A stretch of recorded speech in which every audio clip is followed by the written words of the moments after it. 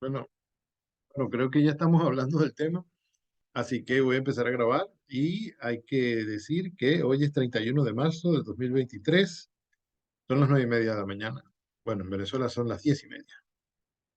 Y tenemos que hablar ya por segunda semana consecutiva de los elementos del teatro.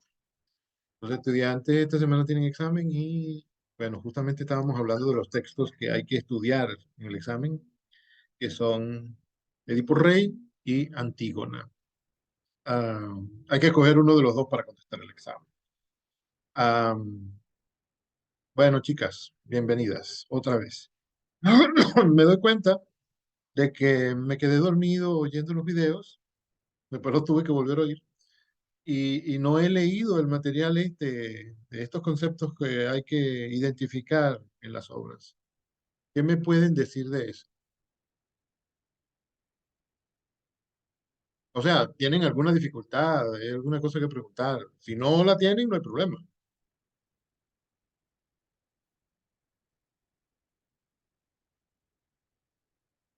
Bueno, profesor, en cuanto a los conceptos que tuvimos que trabajar, que es armatía e ibris, es muy curioso porque armatía, según la información que se nos fue asignada, se refiere a un error, un error, pero basado en la ignorancia que comete el personaje y que hace que su destino cambie totalmente, de riquezas a fracaso, a caos. Ujú, Y eh, eso provoca la catarsis. ujú. Uno se apiada, uno siente esa lástima por el personaje al ver cómo su rumbo pasa de ser, parecía perfecto, como es en el caso de Edipo, que tú ves, wow, este es el héroe, este es el salvador de toda la ciudad. Ciertamente. Y, y bueno, y termina con un final que él buscó, lamentablemente, por no tener datos suficientes de su vida, de su pasado. Ah, Entonces, bueno, pero en ese caso, perdón, en ese caso se puede ujú, decir que él se lo buscó. no se lo ¿Cierto? buscó conscientemente, Ujú, porque justamente de eso se trata el concepto de armatía. Él lo hizo sin darse cuenta, ujú. porque él tenía curiosidad de saber quién era el asesino del rey Layo, Sí. el anterior. Pero bueno, cositas de la vida, sorpresitas. Uno puede pensar, me faltó decir que yo sí recuerdo el concepto, bueno, la palabra Ah, armatía, amartía, que en realidad veo que aquí la escriben sin tilde, ¿no? Entonces tendría que ser sí, amartia. La verdad es que no sé cómo se pronuncia. Pero entonces, digo que me acuerdo de que alguna vez el sacerdote que me daba catecismo cuando yo iba a tomar la primera comunión, debe haber mencionado esta palabra. A mí me suena en la voz de este señor. Y la utilizó una vez cuando íbamos a hablar de los pecados veniales, ¿no? Los que no son mortales, los que uno comete por error, porque alguien lo está obligando, porque, bueno, uno no sabe, por ignorancia, como tú dijiste. Eh, él debe haber explicado que en griego existía un concepto de esto, que los griegos tenían un concepto para eso, y que, bueno, en cristiano se llamaba pecado venial, un pecado que uno comete por ignorancia, sin darse cuenta, o porque lo están obligando. Eh, y entonces sí, que era un error, dice que en griego significaba error, eso lo recordaba. Ahora, miren, la poética de Aristóteles, donde parece que se menciona la amartia o amartía por primera vez, es también un libro delicioso para la gente que quiere escribir. Bueno, quizá delicioso, no sé, porque no se trata exactamente. de cómo escribir literatura, cómo escribir poesía, cómo escribir cuentos, aunque siempre que uno se mete en un taller de escritura literaria, aparece la poética de Aristóteles, porque Aristóteles es quizá el primero que reflexionó y escribió acerca de la escritura. Que en realidad no estaba pensando mucho en escritura, no estaba pensando en la escritura solamente, porque la, la, la poética y la retórica, que es el otro libro que se menciona en estos casos, la poética y la retórica de Aristóteles hablaba ah, de la oratoria, de cómo se componían los discursos orales que se daban, ¿no? Sobre todo la retórica hablaba de eso. Pero en la poética se puede utilizar para concebir la escritura y el arte de la escritura, ¿no? Ah, por eso, todo el tiempo él está citando textos escritos. Y de los que más cita son los del teatro. Y del teatro lo que más cita, no, del teatro no, perdón. Lo que más cita Aristóteles es a Homero, ¿no? Que no es dramaturgo, ¿no? Es poeta, pero en realidad es narrador, porque el poema de la Odisea y de la Ilíada son poemas narrativos. Tiene forma de verso, pero cuenta una historia. Es más, cuenta una novela, son dos novelas. Son dos novelas en forma de verso, en forma de poema. Y bueno, y el teatro también se puede, el teatro, por cierto, también se puede escribir en verso. Existen muchas obras en verso. Creo que más adelante vamos a tratar alguna que es La vida es sueño, de Calderón de la Barca, que es totalmente escrita en verso, todo rima, y hay muchos segmentos que son una belleza incomparable. Pero entonces decía que Aristóteles fue quizá, hasta donde se sabe, el primero que reflexionó acerca de este oficio de escribir y, y entonces nos lanza, nos enseña, nos lega esos conceptos que parecen groserías en griego, pero pueden ser útiles cuando uno intenta interpretar, analizar, estudiar, responder preguntas de examen en la actualidad sobre las obras teatrales, por lo menos. También pueden ser obras narrativas, pero en este caso estamos viendo obras teatrales. Ya me pasé, ya hablé demasiado. ¿Alguien más quería decir algo sobre la Amartya?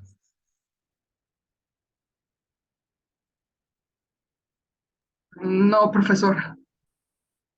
Ujú. O sea, de lo que entendí de mis compañeras y bueno, que recientemente logré leer el concepto hoy, me quedó claro. Ay, además, buenos días, profesor. Ahí. Buenos días, ¿cómo estás?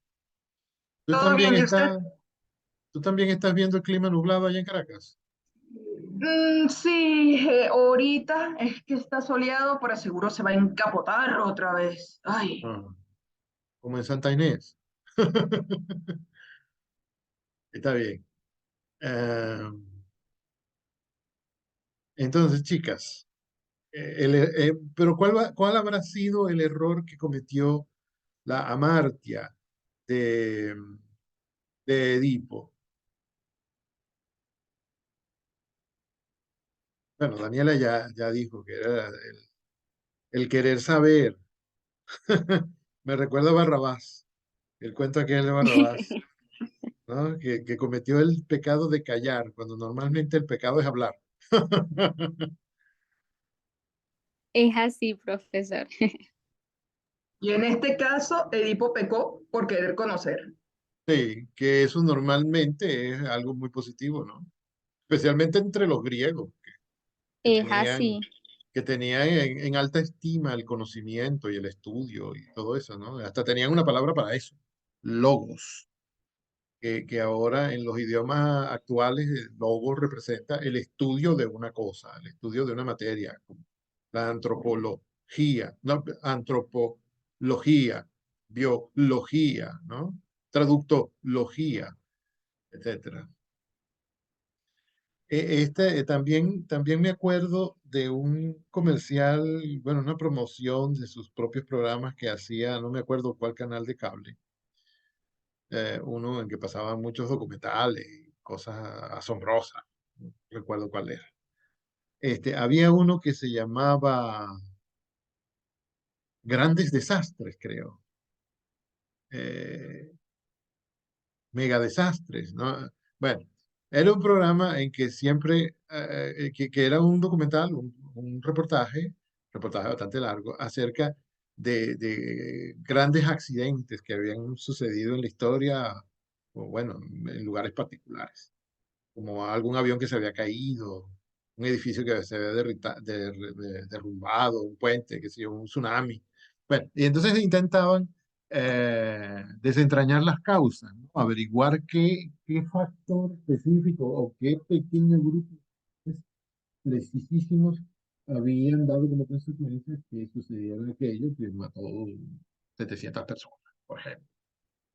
Entonces ellos promocionaban ese programa en alguna época, cuando yo tenía cable.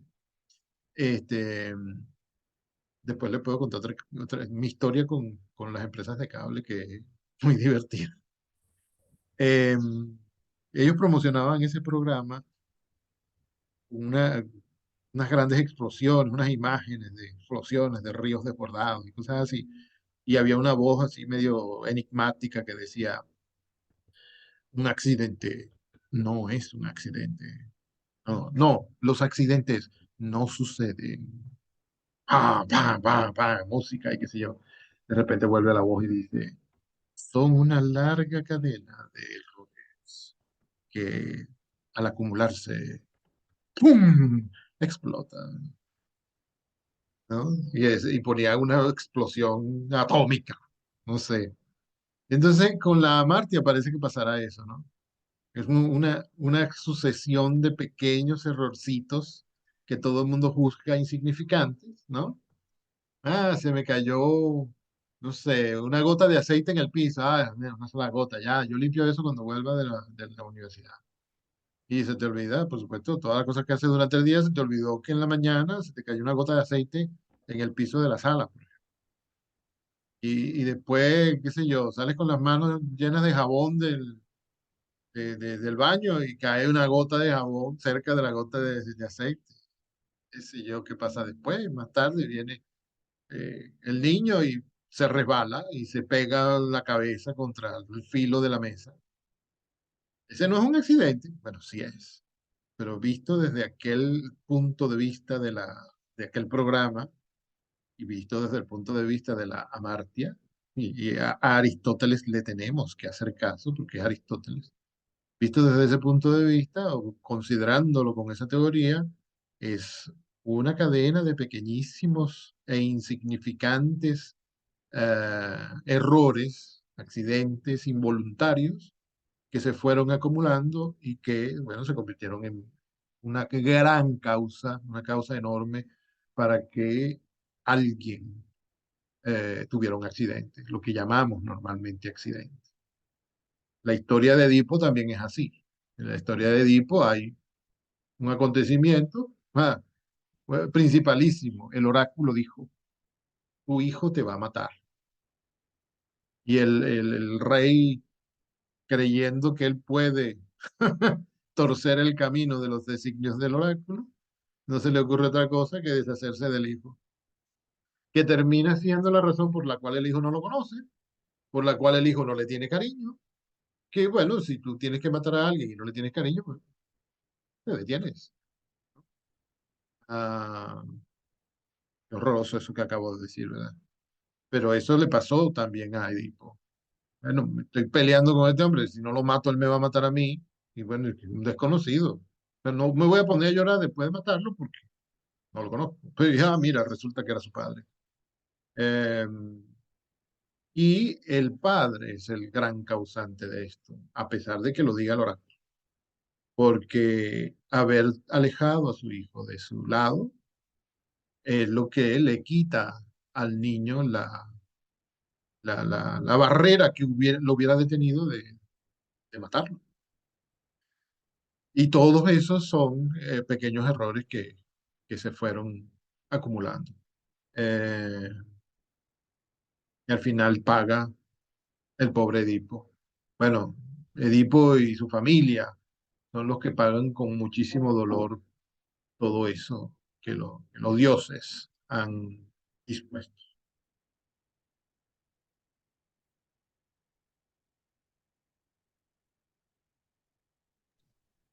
A Qué ver, fuerte, profe, pero es sí, así. Sí, ¿qué otra cosa ven ustedes ahí que yo no esté ah, viendo?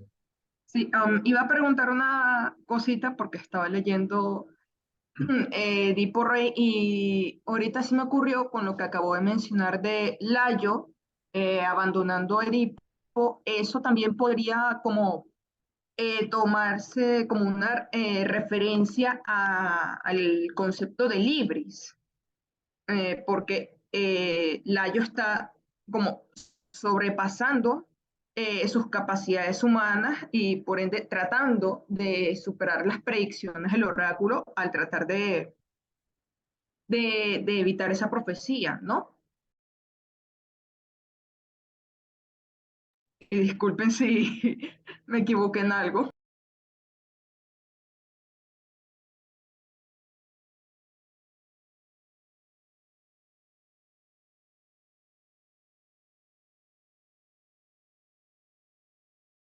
Ah, y esto se enmudeció. Yo estaba diciendo que no parecía que te hubieras Ay, equivocado. ay, Y yo, ¿qué no, pasó y con el estaba profesor? estaba asustadísima diciendo, ay, Andrea, perdón por existir, profesor. Yo te estaba diciendo mientras hablabas, que no me daba cuenta de que estaba en silencio, te estaba apoyando en lo que ibas diciendo, Andrea. Eh, ah, ok, entonces puede retomar Siento que desde no el has momento en terminado. que usted se metió. Siento que no has terminado. No, es que yo terminé porque tenía la pregunta de, como usted mencionó, el hecho de que Layo abandona Edipo para tratar de evitar la profecía del oráculo, eso también podría estar relacionado con el concepto de libris, Ujú, ya que sí. busca sobrepasar o excederse en sus facultades humanas, en su accionar, al tratar de evitar el destino, lo cual, como ya hemos visto con las tragedias griegas, eso es inevitable. No, uno no Ujú, puede burlarse del destino. ciertamente. Y por eso quería preguntar si ahí también se me aplicaría. Esa era mi duda. Y ahí también se aplicaría el libres. No sé hasta qué punto, ¿no? Porque eh, si pensamos en el ibris como el término medio, ¿cuál hubiera podido ser el término medio? Quizá el término medio fue eh, ay, la solución total y definitiva, que también es la Profesor, solución no se le que, escucha bien. caramba.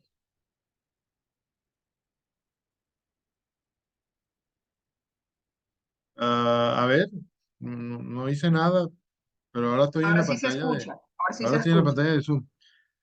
Si pensamos en el término medio, en esa idea del término medio relacionada con el ibris, Otra vez no se vuelve a escuchar, profesor. Ay, Dios santo. De no sé seguro qué es es lo un que pasa ahí. problema de su micrófono. No sé qué es lo que pasa ahí. No he hecho nada nada más de lo que había hecho antes. Mm, Quizá sí sea un problema, estaba pensando el Ibris, porque la solución total y definitiva que hubiera podido utilizar Layo, que también la quería utilizar la reina aquella madrastra de Blancanieves, la solución total era deshacerse físicamente, totalmente del niño. es decir, matarlo. Pero ahora no recuerdo si fue él mismo a quien se le ablandó el corazón o el sirviente a quien mandó matar al niño. Porque la madrastra de Cenicienta mandó a alguien que la matara. Llévala al bosque y mátala. Y a este hombre se le ablandó el corazón y no la quiso matar. Y de ahí vino el problema para la reina, porque seguía existiendo la niña que era más bella que él. En el caso de Layo, recuérdenme por favor, los que han vuelto a leer el libro tan recientemente, como ayer, anteayer, eh, el rey quiere matar al niño, pero no me acuerdo si es él mismo el que va y lo abandona o si algún sirviente tiene la encomienda de matarlo y lo abandona nada más, no se atreve a matarlo. Eh, y entonces, si tomamos esa idea que hay en el Ibris del término medio, quizás sea precisamente eso lo que desencadena la gran sucesión de errores que dan como resultado la tragedia.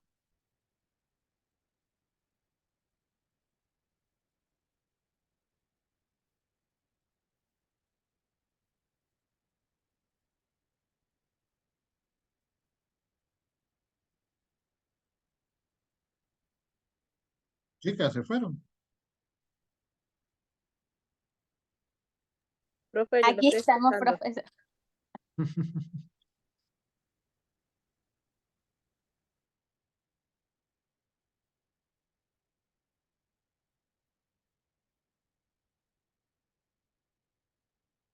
Bueno, Andrea, Bueno, profesor. creo que No, no, eso es lo que yo veo ahí, que podría relacionarse con el Ibris.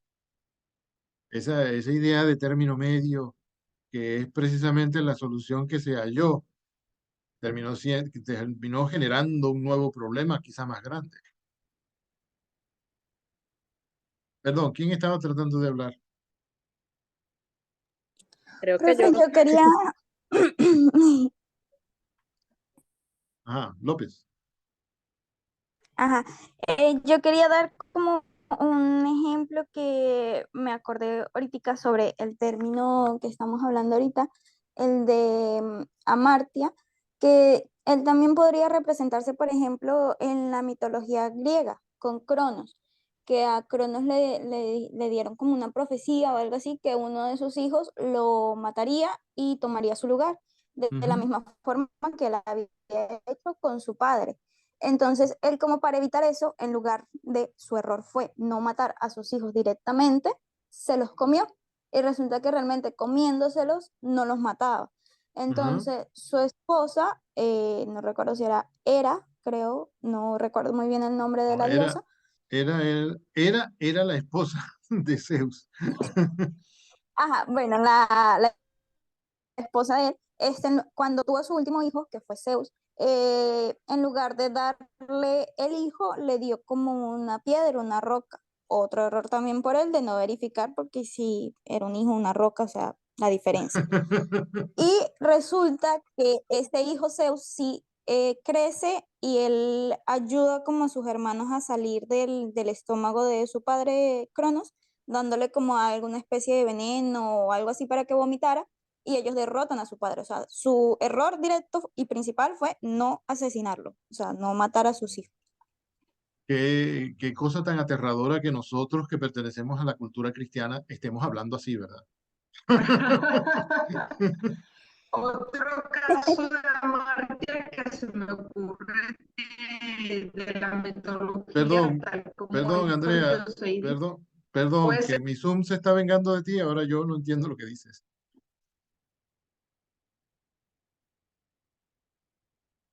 Andrea, se Ay, oía muy mal eso perdone. que decías, ¿Eh? ¿Cómo?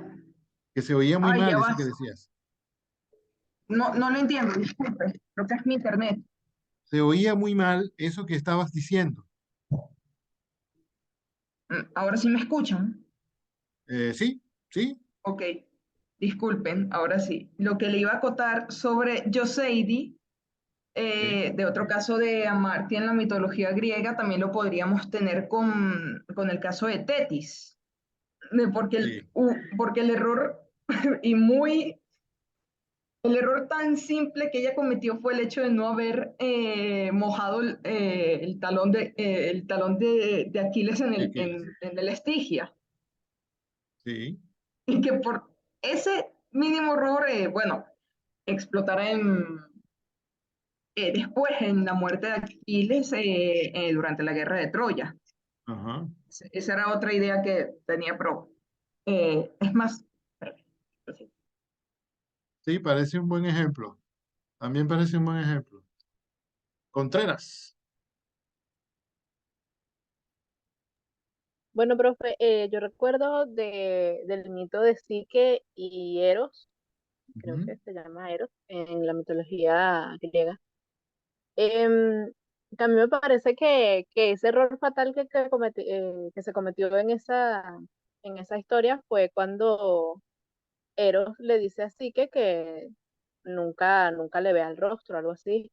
Y viene Psique y le da tanta curiosidad como motivada por las hermanas que viene y lo quema con una vela y entonces ahí como que se desata toda la desgracia para ella.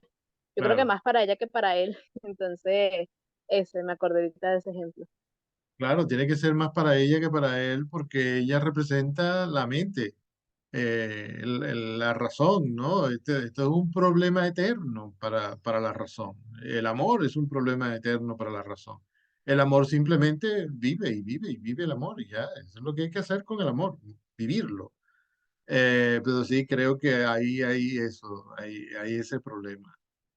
Mientras hablaba de eso, me decía que es una conclusión a la que uno llega siempre, siempre, siempre cuando habla de los griegos, sobre todo de literatura o de mitología griega.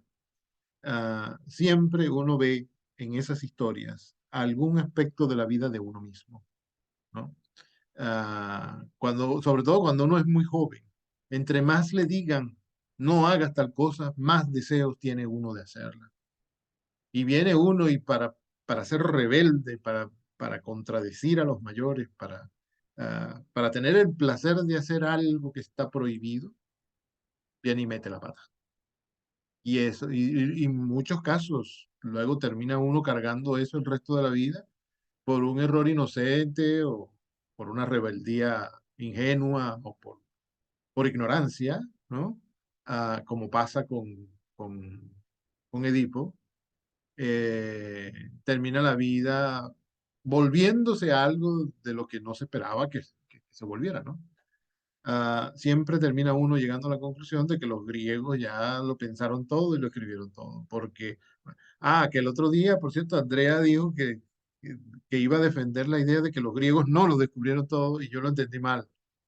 Eh, Bueno, hoy estoy otra vez contrariando la idea de Andrea, que sí, lo escribieron todo, porque uno lee la historia de Eros y Psique y lee la historia de este niño Edipo y se dice, pero claro, uno se lo pasa metiendo la pata de esa manera, sobre todo cuando es muy joven, cuando no quiere hacer caso de lo que le dicen.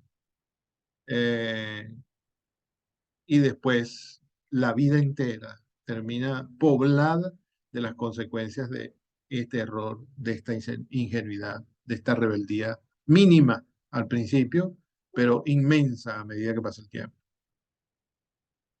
Gracias. El mito de Eros y Psique, sí, se llaman, en griego son Eros y Psique, en latín son Cupido y Afrodita.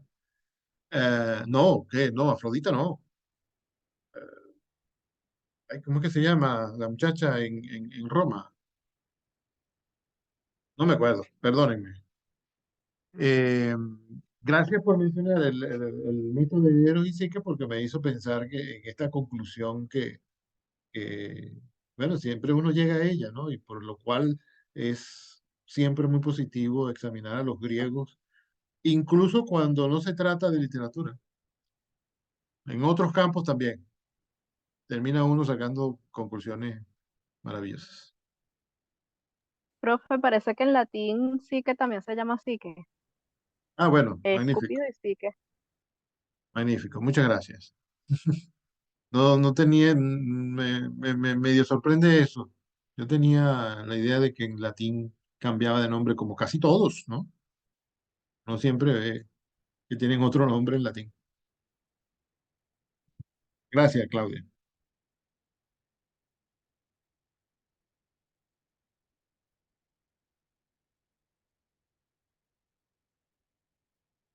A ver, ¿qué más me cuentan?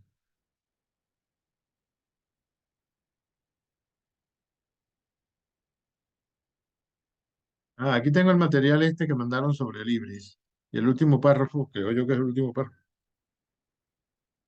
Sí, al final hay una página en blanco. El último párrafo dice, Aristóteles habla extensamente de la ibris en su Poética, el libro en que él habla de la escritura artística, vamos a decir. A menudo los héroes cometen ibris. Héroes aquí ¿qué significa? Perdón. Héroes aquí significa protagonistas de las historias. Cometen ibris por no hacer lo que está previsto en el destino o moira, literalmente parte de o porción del lote, un lote de tierra sobre todo. En algún momento del desarrollo de la tragedia, el héroe que ha cometido la amartia, que se puede traducir como error trágico, defecto, fallo, pecado, descubre su propio error. Ese reconocimiento del error se denomina en griego anagnórisis y tiene como consecuencia el cambio de suerte del protagonista o peripecta. Wow, peripecta. Eh, ya tenemos ejemplos suficientes en la metodología.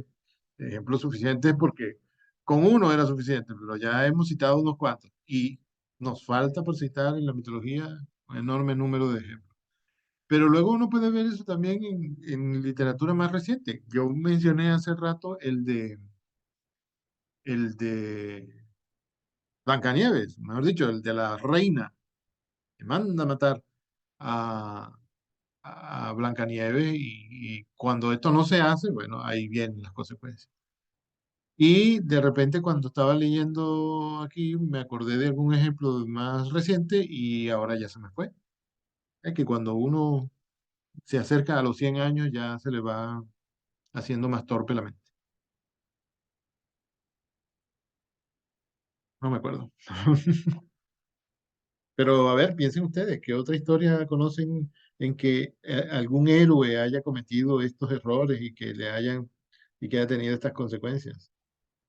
Por cierto que Profe, sin ese error no hay historia. Dime. profe, yo tengo una duda por lo menos con Antígona, porque ayer yo estaba viendo la obra, estaba viendo un video de donde representaban la obra, y a mí me parece, o sea, Antígona dice en una parte que em, el designio de los dioses era que a las personas se enterraran, se les diera sepultura como es debido. Sí, Que entonces Creonte estaba con esa ley, quería pasar por encima de los dioses. Pero sí, entonces si Antígona contradice lo que había establecido Creonte, porque Creonte también tenía una razón válida, él no quería que, creo que era Polínice, fuera enterrado porque él decía que su hermano como que le había traído gloria al país, pero que Polínice lo que había hecho era todo lo contrario, que había destruido el país. Entonces,